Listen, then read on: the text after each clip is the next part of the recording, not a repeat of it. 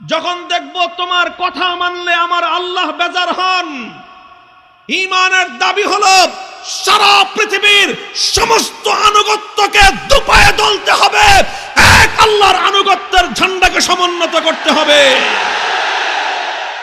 অনেকেই আছেন এখানে এমন যারা জীবনে প্রথম আজকের মজমা আমাকে সরাসরি দেখতেছেন, আর আমি তো আপনাদের অধিকাংশই এমন যে আপনাদের অধিকাংশকে আমি কোনোদিন দেখিনি। আপনারা ওলামায়ে কেরামকে মহব্বত করেন, বিশেষ করে আপনারা আমাকে মহব্বত করে আজকের এই মজলিসে আপনারা জড়ো হয়েছেন। আপনারা যেরকম আমাকে মহব্বত করেন, ভালোবাসেন, আমিও আপনাদেরকে মহব্বত করি এবং ভালোবাসি। আবেগ নিয়ে, ভালোবাসা নিয়ে আপনারা এসেছেন। আল্লাহ রাব্বুল আলামিন আল্লাহর দ্বীনের প্রতি, ওলামায়ে হকের প্রতি আপনাদের এই মহব্বত, এই আবেগ, এই ভালোবাসাকে আল্লাহ কবুল করেন। এবং আমি আশাবাদী যে আমাদের এই পারস্পরিক এই মহব্বত এবং আমাদের এই ভালোবাসা, এটা আমার জন্য এবং আপনাদের সকলের জন্য কিয়ামতের দিন নাজাতের জরিয়া হবে। এবং আমাদের এই সম্পর্কটা, এই যে আপনার সাথে আমার এবং আমার সাথে আপনার এই সম্পর্কটা, এটা কোনো দুর্বল সম্পর্ক নয়, এটা অনেক গভীর সম্পর্ক। এই সম্পর্কটা অনেক দৃঢ় এবং মজবুত সম্পর্ক। বলবেন হুজুর সম্পর্ক এত গভীর হলো কিভাবে? অনেকেই আছেন এখানে এমন যারা জীবনে প্রথম আজকের মজমা আমাকে সরাসরি দেখতেছেন, আর আমি তো আপনাদের অধিকাংশই এমন যে আপনাদের অধিকাংশকে আমি কোনোদিন দেখিনি,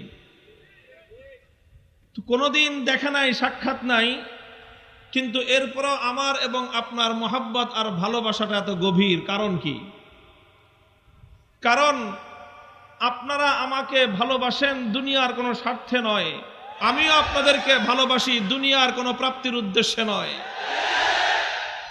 কাজেই আমাদের এই সম্পর্কটা দুনিয়াদাররা বুঝতেও পারবে না। আমাদের এই সম্পর্কের বুনিয়াদ হলো ঈমান। আমরা পরস্পর ঈমানের ভিত্তিতে একজন আরেকজনের সঙ্গে সম্পৃক্ত। আমাদের এই মহব্বত এবং এই ভালোবাসাকে হাদিসের পরিভাষায় বলা হয় আল হুব্বু ফিল্লাহ।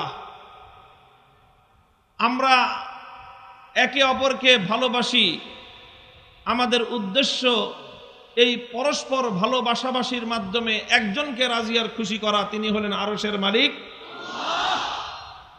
আমি আপনাকে ভালোবাসি এজন্য যে আপনাকে ভালোবাসলে আমার আল্লাহ রাজি হবেন। আপনারা আমাকে ভালোবাসেন এজন্য যে আমাকে ভালোবাসলে আল্লাহ রাজি হবেন। ততদিন আমি আপনাদেরকে ভালোবাসবো যতদিন আপনাদেরকে ভালোবাসলে আল্লাহ খুশি হবেন। এবং আপনাদেরকেও আমি বলি, আপনারা ততদিন পর্যন্ত আমাকে মহব্বত করবেন যতদিন আমাকে মহব্বত করলে আল্লাহ খুশি হবেন। আল্লাহ না করুন, আল্লাহ না করুন, আল্লাহ না করুন, কোনদিন যদি আমি অথবা আপনি, আমরা যে কেউ এই জায়গাটা থেকে সরে যাই, অর্থাৎ এমন অবস্থায় যদি আমি উপনীত হই যে আমাকে মহব্বত করলে আল্লাহ রাজি হবেন না, তাহলে সেই দিন আমি এটা জানি এবং আমি এটা বিশ্বাস করি এবং আমি এটা অনুরোধও করি যে সেই দিন আমি ব্যক্তি মামুনুল হকের কোনো গুরুত্ব আপনাদের কাছে থাকবে না।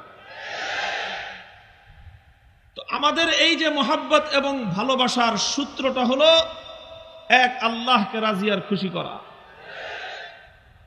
মান আহাব্বা লিল্লাহি ওয়া আবগাদা লিল্লাহি ওয়া আতা লিল্লাহি ওয়া মানা লিল্লাহি ফাকাদ ইস্তাকমালাল ঈমান।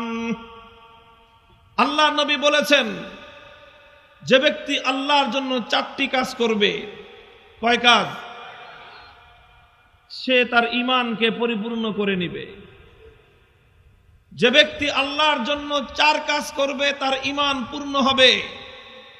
যে এই 4 কাজ আল্লাহর জন্য ছাড়া অন্য কারো জন্য করবে তার ঈমান পূর্ণ হবে না। 1 নম্বর, আহাব্বা লিল্লাহ, কাউকে ভালোবাসবে তো আল্লাহর জন্য ভালোবাসবে। কারো সাথে শত্রুতা রাখবে তো আল্লাহর জন্য শত্রুতা রাখবে।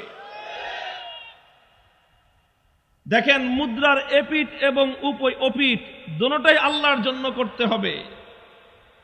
শুধু আল্লাহর জন্য ভালোবাসলেন এটার দ্বারা ঈমান পূর্ণ হবে না। যেমনি ভাবে ভালোবাসতে হবে আল্লাহর জন্য, শত্রুতাও রাখতে হবে কার জন্য? শত্রুতাও রাখতে হবে আল্লাহর জন্য। যাদের সাথে আমাদের শত্রুতা, পরিষ্কার ভাষায় বলি, কারো সঙ্গে ব্যক্তিগত কোনো সহায় সম্পদ নিয়ে আমাদের দ্বন্দ্ব আর লড়াই নাই। কারো সঙ্গে ব্যক্তিগত স্বার্থ নিয়ে আমাদের ফ্যাসাদ নাই। ক্ষমতা নিয়ে কারো সঙ্গে আমাদের দ্বন্দ্ব আর লড়াই নাই। দুনিয়ার কোনো স্বার্থ নিয়ে কারো সঙ্গে আমাদের বিরোধ নাই।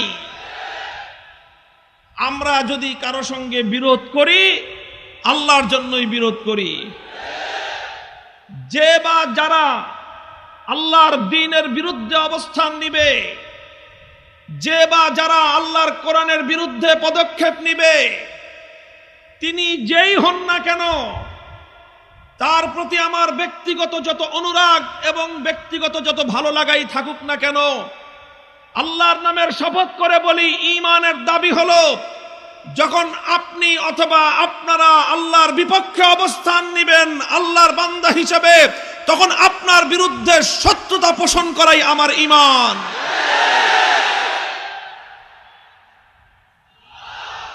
মান আহাব্বা লিল্লাহি ওয়া আবগাদা লিল্লাহ, মুহাব্বত করবে আল্লাহর জন্য, ভালোবাসবে আল্লাহর জন্য, আবার শত্রুতা পোষণ করবে আল্লাহর জন্য, দুশ্মনী রাখবে আল্লাহর জন্য। উভয়টা যখন একত্রিত হয়, তখনই মুহাব্বত এবং ভালোবাসা পূর্ণতা লাভ করে। আপনি যদি আমার যে প্রিয় পাত্র, আমার প্রিয়তম, যে তার সাথে যদি আপনি শত্রুতা রাখেন, তাহলে আপনি কোনোদিন আমার প্রিয় হতে পারেন না। তাহলে আল্লাহর জন্য ভালোবাসতে হবে, শত্রুতা রাখতে হবে কার জন্য? আল্লাহর জন্য। দুটো গেল। 3 নম্বর হলো আতা লিল্লাহ, কাউকে কোনো কিছু দিবে তো আল্লাহকে রাজি আর খুশি করবার জন্য দিবে। ওয়া মানা লিল্লাহ, কাউকে কোনো কিছু দেওয়া থেকে বিরত থাকবে তো আল্লাহকে রাজি আর খুশি করবার জন্য বিরত থাকবে। তোমাকে আমি আনুগত্য দেব তোমাকে আমি, তুমি আমার আনুগত্য পাও, দায়িত্বশীল হিসেবে আনুগত্য পাও, শাসক হিসেবে আনুগত্য পাও, তুমি আমার নেতা হিসেবে আমার আনুগত্য পাও। আমি তোমাকে আমার আনুগত্য দেব। কতক্ষণ দেব? যতক্ষণ তোমার আনুগত্য করলে আল্লাহ রাজি হন। ওয়া মানা লিল্লাহ, যখন দেখব তোমার আনুগত্য করলে আমার আল্লাহ নারাজ হন, যখন দেখব তোমার কথা মানলে আমার আল্লাহ বেজার হন। ঈমানের দাবি হলো সারা পৃথিবীর সমস্ত আনুগত্যকে দুপায়ে দলতে